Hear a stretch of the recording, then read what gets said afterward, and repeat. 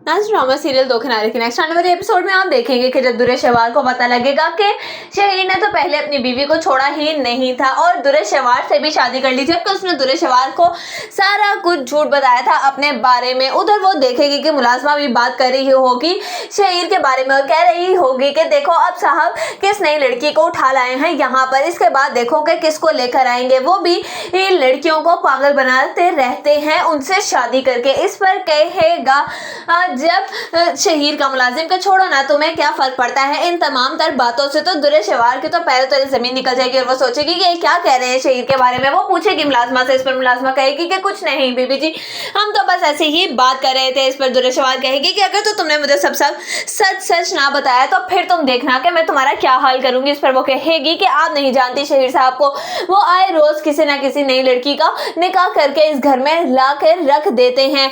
आप जानती हैं कि वो ही लड़कियां होती हैं जिनसे उन्होंने उनका बदला लेना होता है। इस पर कहेगी दुर्य शेवार ये तुम क्या बकवास कर रही हो। इस पर कहेगी शहीर की नौकरानी के मैं बिल्कुल ठीक कह रही हूँ। दूसरी तरफ आप देखेंगे कि जब मावरा दुआ को माँ बन के पालेगी तो इस पर वलीद बहुत ही ज्यादा खुश होगा और वो सोचेगा कि चलो अच्छा ही है, अल्लाह ने कुछ ना कुछ तो सोचा ही होगा। जो दुर्य शेवार मेरी जिंदगी से गई और मावरा मेरी जिंदगी में आ गई, शायद यही है सब्र का फल, इसी को कहते होंगे। देखो ना कि किस तरीके से मावरा ने बहुत ही जल्द दुर्य शेवार की जगह ले ली है और दुआ को भी माँ बन के पालना शुरू कर दिया है।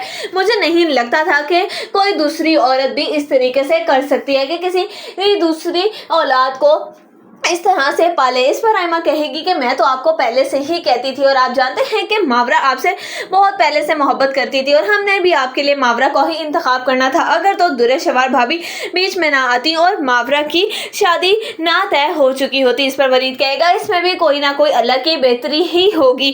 दूसरी तरफ आप देखेंगे कि जब देखेगा तैमूर के आयमा बहुत ही ज़्यादा खुश है क्योंकि उसका भाई अपनी ज़िंदगी में सेट हो गया है। तो वो कहेगा आयमा से कि आयमा देखो ना, अब तो वलीद भाई भी हो गए अपनी जिंदगी में, अब तो तुम हम लोगों को माफ